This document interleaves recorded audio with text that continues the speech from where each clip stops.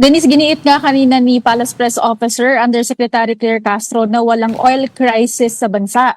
Ang sabi niya, malinaw daw yung paliwanag ni Energy Secretary Sharon Garin na may sapat na supply ng langis ang Pilipinas. Ongoing din daw yung negosasyon para sa pag-aangkat ng magkahiwalay na 440,000 at saka 600,000 barrels ng fuel. So dahil may sapat na supply ng langis, hindi masasabing meron krisis.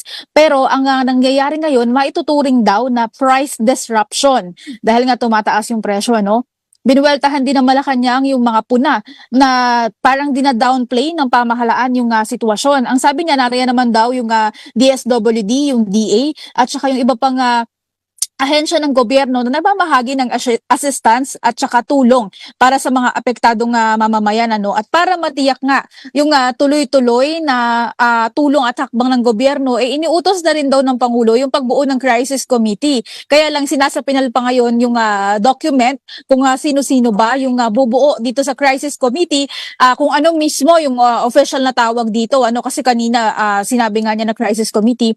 And ano yung magiging saklaw ng trabaho nila. So, yun yung paliwanag ng palasyo dito sa no oil crisis, pero bumuo ng crisis.